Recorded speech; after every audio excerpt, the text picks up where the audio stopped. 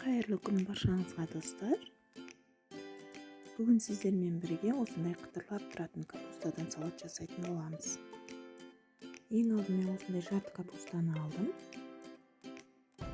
Одан соң осы капустаны дәл видеодағыдай қылып тураймыз. Видеоны міндетті түрде соңына дейін қарап, каналыма тіркеліп кетуді ұмытпаңыздар.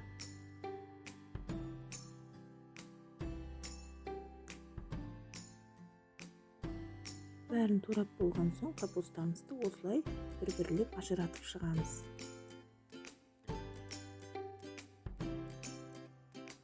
Одан соң капустамызға бір ас қасық тұз салып, осылай жеңіл араластырамыз.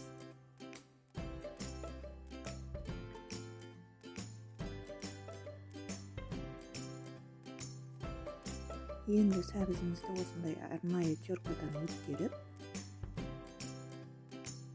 капустамыздың үстіне салып, қолымызбен жақсылап араластырамыз.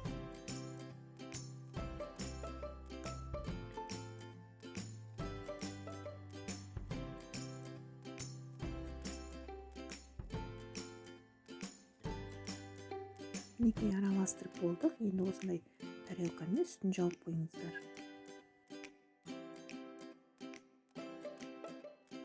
Чеснокты осылай майдалап ұсақтап турап алыңыздар, болмаса арнайы теркадан өткерсеңіз де болады.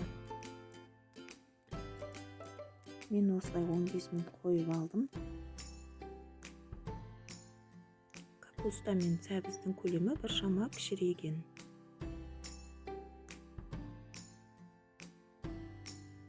Енді осының үстіне туралған чесногымызды салып, одан соң бір ас қасықтай қант саламыз.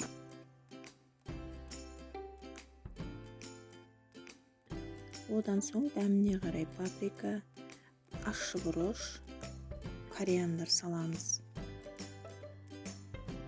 Негізі осы карыс салатының дәмі осы кориандрмен күшті болып шығады. Одан соң қысып тұрған сұйық майымызды осы салатымыздың үстіне құямыз. Уксустың қай түрін пайдалансаңыз да болады. Менде 70% уксус болғандықтан аз ғана құйдым. Енді барлығын осылай жақсылап араластырамыз. Салатымыз дайын. Назарларыңызға рахмет. Ас болсын.